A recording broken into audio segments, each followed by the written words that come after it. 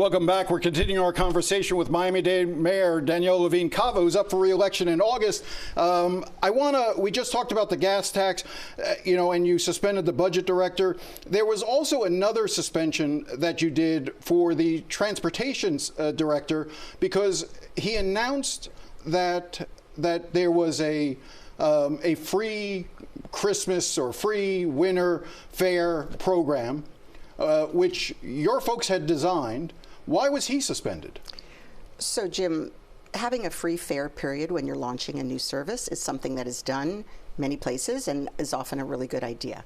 In this case, I did not know about this particular plan, and it was important that it be vetted by my office and that we work together on a rollout plan and communications to the public. And unfortunately, the first thing I knew about it was through a reporter. So obviously, it needs to be better planned and better communicated. Maybe you didn't know, but I mean, I've talked to a lot of commissioners. There is not one that believes that your office and your staff wasn't aware of it, that you scapegoated Ulyss, the transportation director. Well, I'm sorry that they feel that way, but the truth of the matter is I had no idea. And I learned about it during jury duty. It goes to the issue of, we saw it with the airport when you talked about the problems at the airport. You talked about blaming the previous administrations for not doing more to stay on top of the problems there. The budget director gets 2 weeks suspended because of the gas tax issue. The transportation director gets whacked for 2 weeks because you claim that he didn't properly brief your staff. One of the complaints about you is that you never take responsibility. You don't take responsibility for problems in your office. Jim, I'm sorry to hear you say that. First of all, I work 24/7. Everybody knows that. And I work extremely hard to address every problem that comes to my attention. And certainly things have not always gone the way I wished. I was sorry that it took us a while to get on top of the airport matter. As soon as I was aware of it, we got on top of it. Could I have known earlier? Perhaps. Could I have taken more decisive action? Perhaps. Obviously, I came into office as a former commissioner, but not with the same depth of knowledge, and I had to replace several directors. So there were a lot of moving parts, and I think we've done a great job. I think we've managed to overcome many, many challenges, and I'm very proud of our record. Let's talk about the incinerator. That's a major issue. Yes. So as I understand it, your then solid waste director, Mike Fernandez, had written warnings about that facility being problematic and needing to be replaced long before the fire. Then we had the fire almost a year and a half ago. And you still haven't made a decision as to where you're going to place the new incinerator. Are you going to rebuild in Doral? You've looked at one site on the edge of the Everglades up by Miramar, and there's a site in Medley.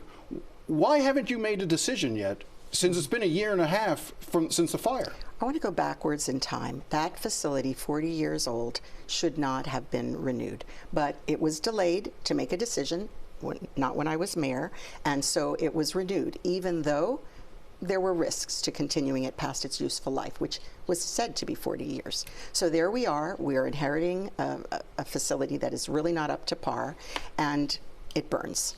So, of course, we have to figure out, how are we going to deal with the insurance? Do we need a waste-to-energy facility?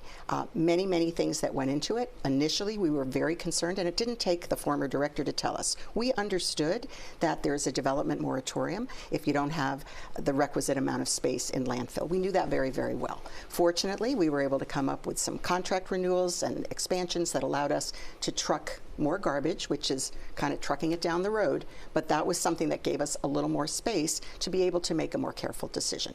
You have to go through environmental reviews. We had a study that was done, it was requisitioned right away. They came up with dozens of sites, and then we asked them to identify the top 3. They identified the top 3, and we said, we're going to bring it to the public, we're going to continue to evaluate it. Along the way, others have even proposed additional sites. So we are following a reasonable timeline that is not causing any risks to our future development, so we can do this right. So the complaint is that you're refusing to make a hard decision before the election because you don't want to alienate, voters in Doral or Medley or environmentalists who may support you. That rather than make a decision for replacement on a facility that burned to the ground a year and a half ago, you keep kicking the can down the road. So we have 3 sites so far that are in the mix. All of them have been cleared environmentally. Doral has to make certain concessions that were directed by the commission, or basically the commission said it's going back to Doral. Those concessions are still being discussed. I am not delaying anything. I told them when I would bring it. We brought the study. I told them when I would bring my recommendations, and that's when I will bring them. The Miami Center for Mental Health and Recovery. That's a project where the county has spent upwards of $50 million to renovate a building to alleviate some of the stress on the jail in terms of mental health. It's an issue that we've dealt with a lot here at CBS. It seems like we keep hearing it's about to open, it's about to open, it's about to open.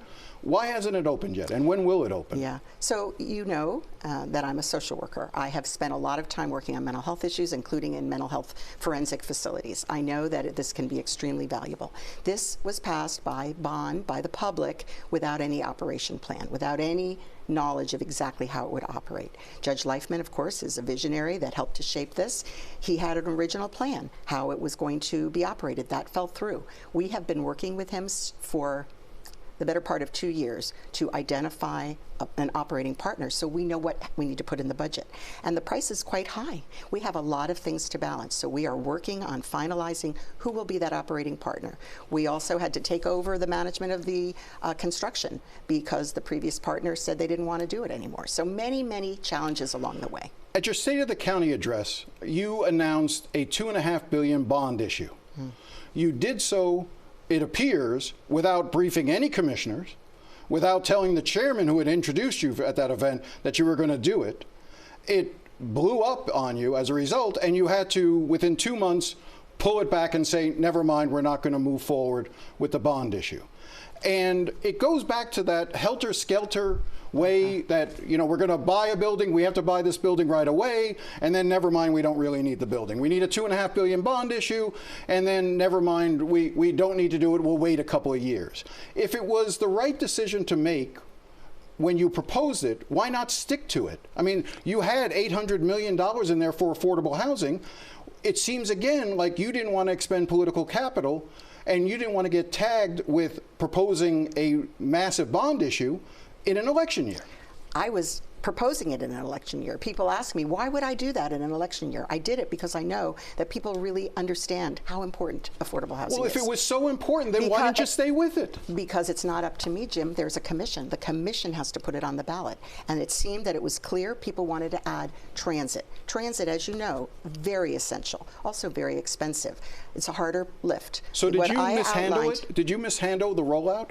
I think that having rolled it out as I did created an opportunity for everybody to understand that we must invest in the future. And if we have to invest more, which it might be, because now it would not have cost the typical taxpayer because another bond was retiring, it would not have led to a tax increase. It created chaos on the commission, and it caused a huge kerfuffle as a result. It caused conversation about how we're going to move forward.